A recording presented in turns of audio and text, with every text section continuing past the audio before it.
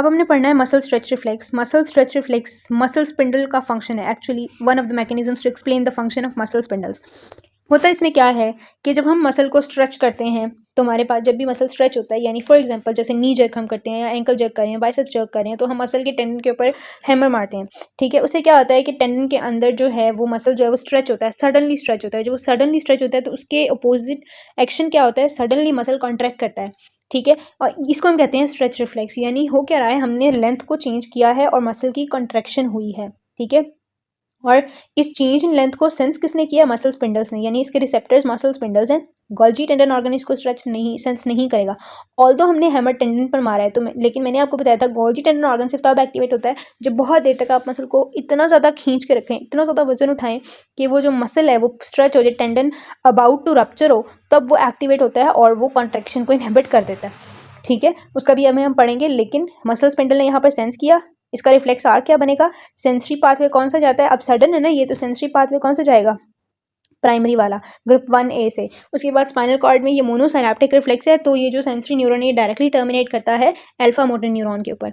Alpha motor ये इधर इसका पाथवे भी बना है, ठीक है। ये अल्फा मोटर न्यूरॉन जो है ये एक्टिवेट होता है और ये फिर मसल फाइबर्स के ऊपर जो टर्मिनेट हो रहा होता है और फिर ये मोटर यूनिट की कॉन्ट्रैक्शन कॉज करता है और हमारा जो हाथ है बाजू है वो कॉन्ट्रैक्ट कर देता है।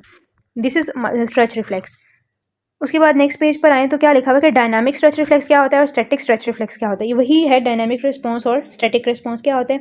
डायनामिक क्या है, सडन, जो अभी हमने स्ट्रेच रिफ्लेक्स पढ़ा, it is a dynamic stretch reflex जिसमें पोटेंट डायनामिक सिग्नल्स हों, थोड़ी देर के लिए आया हो, और रैपिड स्ट्रेच या अनस्ट्रेच हो तो उसके रिस्पांस में हम रैपिड जो सडनली मसल को कॉन्ट्रैक्ट कर लेते हैं या कॉन्ट्रैक्शन को कम कर देते हैं। ये वही बात लिखी हुई है कि जब सडन स्ट्रेच और अनस्ट्रेच होगा तो मसल जो है वो स्ट्रॉन्ग रिफ्लेक्स उसकी कॉन्ट्रैक्शन होगी या डिक्रीज इन कॉन्ट्रैक्शन होगी, ठीक है। यानी रिफ्लेक्स का फंक्शन क्या है, to oppose sudden changes in muscle length, यानी जो भी हो रहा होगा उसको अपोज करना, ठीक है। उसके बाद स्टैटिक स्ट्रेच रिफ्लेक्स का क्या फंक्शन है कि नॉर्मली जब डायनामिक स्ट्रेच रिफ्लेक्स हो गया तो नॉर्मल टोन ऑफ मसल को मेंटेन करने के लिए हमें स्टैटिक स्ट्रेच रिफ्लेक्स चाहिए, तो जो लंबे अरसे तक कंटिन्यूसली थोड़ी थोड़ी थोड़ी थोड़ी जो है वो स्ट्रेच को सेंस करता है और उसके अकॉर्डिंग जो है वो कॉन्ट्रैक्शन मसल की फायर कर रहा होता है, ठीक है। और जब हमें चाहिए होता है, ज़रूरत पड़ती है, जब नर्वस सिस्टम एक्टिवेट होता है ड्यू टू सम रिफ्लेक्स और सम अदर थिंग, तो हम जो है वो डायनामिक स्ट्रेच रिफ्लेक्स को एक्टिवेट कर देते हैं।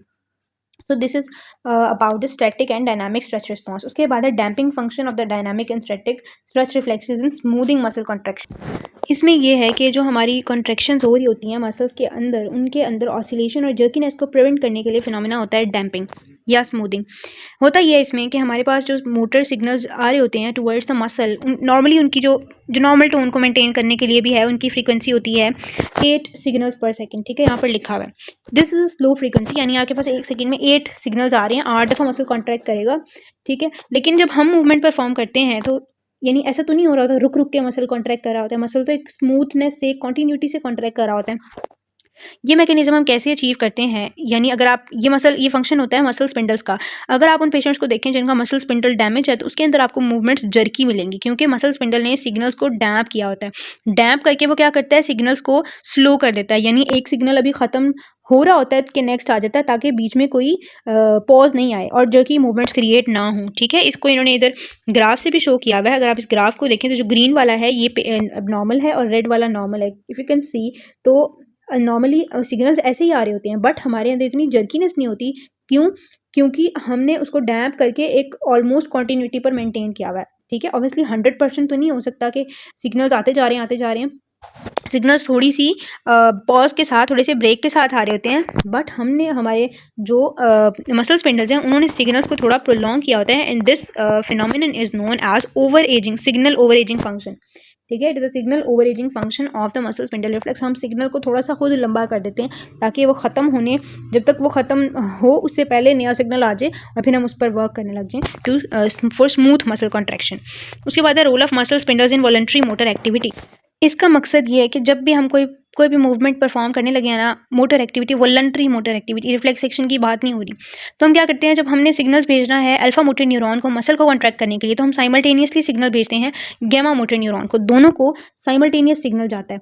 अब उसको साइमल्टेनियस सिग्नल भेजने की मकसद क्या होता है? मकसद ये होता है कि अगर हम उसको सिग्नल नहीं भेजेंगे, तो अभी हमने पढ़ा है कि मसल स्पिंडल का फंक्शन क्या है कि अगर वो ऐसे ही रहेगा तो उसने सेंस करना है कि मसल के अंदर कॉन्ट्रैक्शन हुई है, उसने उसका अपोजिंग एक्शन करना है। लेकिन हम ऐसा नहीं चाहते, हम अभी वॉलंटरी मोटर एक्टिविटी परफॉर्म करें और हम चाहते हैं कि मसल कॉन्ट्रैक्ट रहे। तो साइमल्टेनियसली सिग्नल जाएगा गैमा मोटर न्यूरॉन्स को, gamma motor neurons causes the muscle spindles to contract.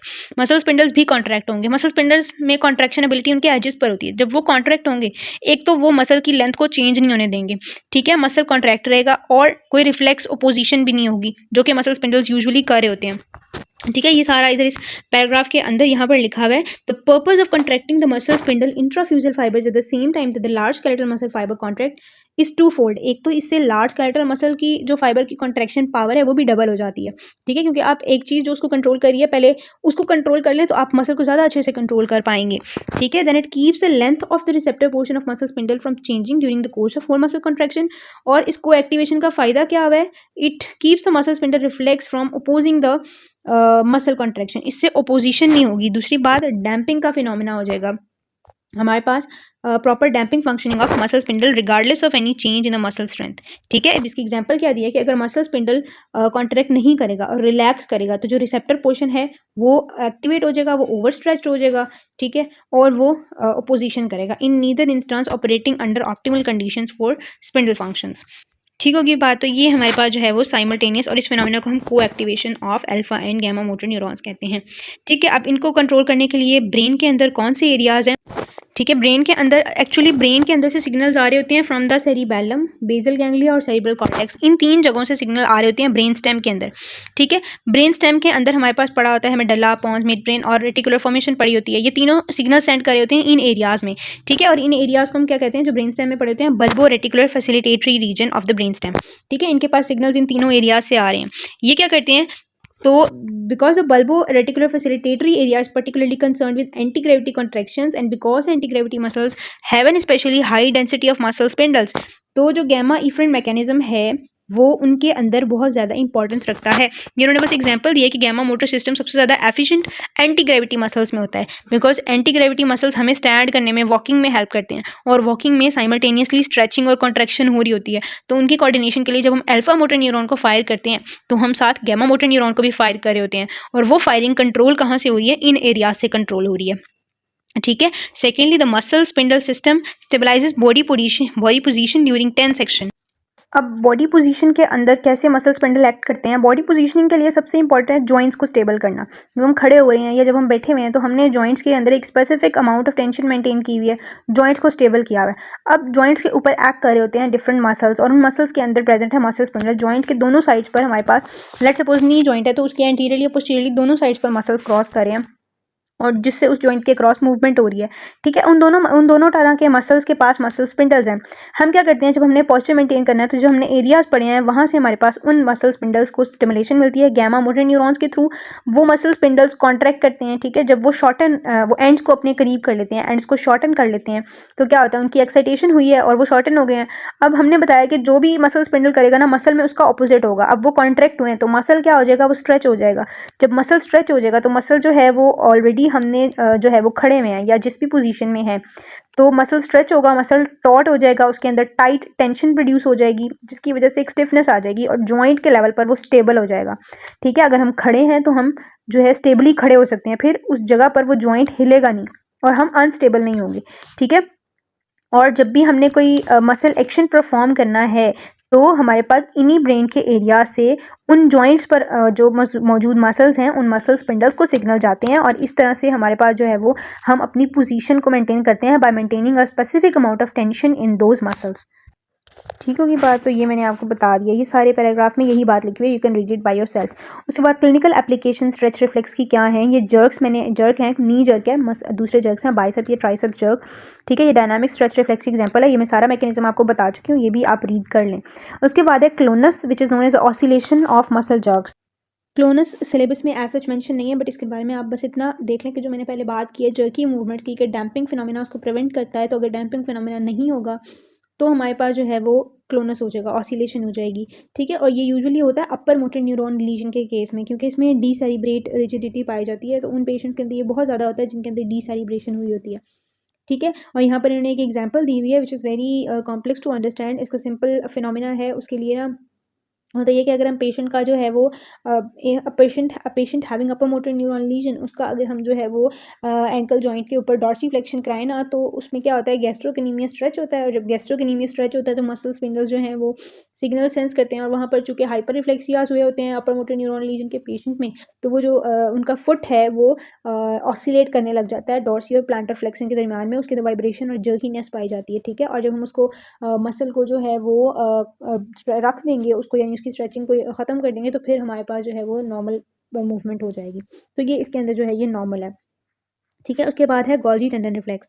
Golgi tendon reflex is muscle spindle reflex. अगर आपको समझ आ गया तो इसको समझना बहुत ज़्यादा आसान है। इसमें क्या होता है, जो गोल्जी टेंडन रिसेप्टर्स हैं हमारे पास, ये हमारे पास प्रेजेंट होते हैं टेंडन्स के अंदर। जो मसल का टेंडन है, अगर आप यहाँ पर देखें तो इन्होंने ये टेंडन को जूम करके दिखाया हुआ है, और टेंडन के अंदर ये गोल्जी टेंडन ऑर्गन्स हैं जो कि it is a type of intrafusal muscle fibres. इनके अंदर कॉन्ट्रेक्टाइल एबिलिटी नहीं होती, और टेंडन के अंदर तो वैसे ही कॉन्ट्रेक्टाइल एबिलिटी नहीं होती। तो इसमें क्या होता है कि ये इनके ऊपर ये आप सेंसरी नर्व की एंडिंग्स देख सकते हैं। ठीक है। ये sensory nerve ending type 2 beta fibres होते हैं। ये टाइप 2 बी फाइबर से ये सेंसरी इन्फॉर्मेशन लेकर जाते हैं टुवर्ड्स द स्पाइनल कॉर्ड। ठीक है। और ये क्या करते हैं, ये तब स्टिमुलेट होते हैं when there is excessive muscle stretching. इतनी ज़्यादा स्ट्रेच हो कि मसल का फाइबर, यूजुअली मसल का ये जो बॉडी है ये स्ट्रेच हो रही होती है ना, जब इतनी एक्सेसिव स्ट्रेचिंग हो कि आपका टेंडन भी स्ट्रेच होने लग जाए, तब जाकर जो है ये स्टिमुलेट होते हैं। और ये प्रोटेक्टिव मैकेनिज्म है गोल्जी टेंडन रिफ्लेक्स। ठीक है। अब इस गोल्जी टेंडन रिफ्लेक्स के अंदर इसके अंदर डायनामिक रिस्पांस भी है, इसके अंदर स्टैटिक रिस्पांस भी है। ठीक है। बिल्कुल वैसे ही जैसे हमने स्पिंडल मसल स्पिंडल के केस में, स्ट्रेच रिफ्लेक्स के केस में पढ़ा है। ठीक है। कि जो अगर सडन चेंज होगा तो डायनामिक रिस्पांस होगा और सडन उसकी रिफ्लेक्स मूवमेंट होगी, और अगर वो हमारे पास स्टैटिक है तो वो शॉर्टर इंटरवल्स के अंदर जो है वो स्मूथ कॉन्ट्रैक्शन होगी। उसके बाद हमारे पास अब इसके अंदर रिफ्लेक्स आर्क में इसके क्या क्या होता है। इसका रिफ्लेक्स आर्क अगर देखें तो उसमें एक सेंसरी न्यूरॉन है टाइप 1 बी फाइबर, जो कि मैंने बता दिया। जब भी मसल के अंदर लेट सपोज टेंशन इंक्रीज हुई है बहुत ज़्यादा, और ये सेंसरी गोल्जी टेंडन ऑर्गन ने उसको सेंस किया है, वो स्टिमुलेट हुआ है, उसने मैसेज भेजा है सेंसरी नर्व एंडिंग से into the dorsal horn of spinal cord. अब dorsal horn of spinal cord में आकर एक तो ये जो बिकॉज मसल स्पिंडल्स एंड जो मसल स्पिंडल से सेंसरी नर्व आ रही है, जो गोल्जी टेंडन से आ रही है, दोनों ही प्रोप्रियोसेप्टिव इन्फॉर्मेशन लेकर आ रहे हैं, और ये दोनों ही हमारे पास जो असेंडिंग ट्रैक्स हैं उसमें भी पार्टिसिपेट कर रहे होते हैं स्पाइनोसेरिबेलर पाथवेज में। तो कुछ फाइबर्स तो इनके उनके जो सेकेंड ऑर्डर न्यूरॉन्स हैं उनके साथ साइनैप्स कर लेते हैं, बट जो और या फिर सेंड कर जाते हैं इनके डोर्सल वाइट कॉलम, जो भी उनका पाथवे है। जो हमारे पास रिफ्लेक्स आर्क में पार्टिसिपेट कर रहे होते हैं वो वाले फाइबर्स जो हमारे पास पोस्टीरियर हॉर्न है उसके अंदर से एंटर होते हैं, और वहाँ से ये एंटर होने के बाद एक इनहिबिटरी इंटरन्यूरॉन के ऊपर टर्मिनेट करते हैं और उसको स्टिमुलेट कर देते हैं। जब ये इनका हो गया सेंसरी पाथवे, और ये सेंट्रल पाथवे। सेंट्रल पाथवे में इन्होंने एक इनहिबिटरी इंटरन्यूरॉन को स्टिमुलेट किया। ये इनहिबिटरी इंटरन्यूरॉन जब स्टिमुलेट होगा तो ये इनहिबिट कर देगा अल्फा मोटर न्यूरॉन की एक्टिविटी को। ठीक है। तो ये अल्फा मोटर न्यूरॉन की एक्टिविटी जब इनहिबिट होगी तो मसल की कॉन्ट्रैक्शन नहीं होगी। ठीक है। और ये प्रोटेक्टिव मैकेनिज्म है। किस तरह से कि ये सारी बात यहाँ पर लिखी हुई है, अगर आप इसमें देखें तो ट्रांसमिशन ऑफ इम्पल्सेस मैंने सारा बता दिया कि किस तरह से ट्रांसमिशन होगी। इनहिबिटरी इंटरन्यूरॉन होगा और फिर उसके बाद वो इनहिबिट कर देगा इंटीरियर मोटर न्यूरॉन को। एक्चुअली ये जो लोकल सर्किट है ये इंडिविजुअल मसल को इनहिबिट कर रहा होता है। अब ये प्रिवेंशन कैसे करता है, प्रिवेंशन इसकी इस तरह की होती है कि जब मसल के ऊपर इतनी ज़्यादा वजन आ गया, इतना ज़्यादा उसको स्ट्रेच हो गया कि गोल्जी टेंडन ऑर्गन स्टिमुलेट हो गया। अब अगर मजीद अगर गोल्जी टेंडन ऑर्गन स्टिमुलेट ना होता और वो रिलैक्सेशन ना करवाता मसल की, तो मसल ने टेंडन ने रप्चर कर जाना था। तो ये प्रोटेक्टिव मैकेनिज्म क्या है कि जब बहुत ज़्यादा स्ट्रेचिंग होगी इसने रिलैक्सेशन करवा दी मसल की, मसल कॉन्ट्रैक्ट नहीं करेगा और मसल जो है वो रप्चर होने से बच जाएगा। This is the protective mechanism. ठीक है। और it is this effect is called lengthening reaction. Lengthening reaction क्या है कि when tension of the muscle and therefore on the tendon becomes extreme, inhibitory effect from the tendon organ can be so great that it leads to a sudden reaction in the spinal cord that causes instantaneous relaxation of the entire muscle. इसी को हम lengthening reaction कहते हैं। Is probably a protective mechanism to prevent tearing of muscle और avulsion of the tendon from its attachments to the bone. उसके बाद क्या है कि इक्वलाइजेशन कैसे होती है कि वो वाले मसल फाइबर जो बहुत ज़्यादा स्ट्रेच हो रहे हैं उन पर तो इस पाथवे के थ्रू इनहिबिशन हो जाती है, जबकि जो दूसरे वाले हैं जो जो टू लिटिल टेंशन है जिनके ऊपर, वो चूँकि इनहिबिट नहीं हो रहे, उनके अंदर जो है वो एक्सेसिव एक्साइटेशन हो जाएगी, और इस तरह से जो डिसिपेट हो जाएगा जो एक्सेस टेंशन वाले हैं उनसे जो है वो टेंशन टू लिटिल टेंशन वाले मसल फाइबर्स पर, ताकि वो डिस्ट्रीब्यूट हो जाए और उन मसल्स पर इतना ज़्यादा प्रेशर, उन फाइबर्स पर इतना ज़्यादा प्रेशर ना आए, वो ओवरलोड ना हो। ठीक है। अब इनका जो फंक्शन है वो हायर लेवल्स ऑफ ब्रेन से कैसे कंट्रोल हो रहा है, हमने मसल स्पिंडल का तो पहले भी पढ़ा था। इसमें उन्होंने बस ये बताया कि जो इन्फॉर्मेशन है हमारे पास, ये सारी जो मैंने पहले भी बताया है कि जो हमारे पास गोल्गी टेंडन ऑर्गन से और मसल स्पिंडल से इन्फॉर्मेशन है ये जाती है, सबसे फास्ट जो इसकी कंडक्शन है ना वो जा रही होती है सेरिबेलम तक, क्योंकि सेरिबेलम ने मूवमेंट्स को सही कोऑर्डिनेट मूवमेंट्स करवानी है और प्लान करना है। सेकेंडली ये ब्रेन के रेटिकुलर फॉर्मेशन तक जा रही होती हैं और सेरिब्रल कॉर्टेक्स तक जा रही होती हैं to control different kinds of functions. ठीक है। और हमारे पास जो है वो there are different information coming from the motor areas of the brain to these pathways as well. So this is all about the stretch reflex and Golgi tendon reflex. Syllabus में बस यही था हमारे पास। ठीक है। जो आगे चैप्टर है it is not included in the UHS curriculum, so I am not focusing on that. Thank you so much for watching. If you have any question you can ask in comments. अल्लाह हाफिज़।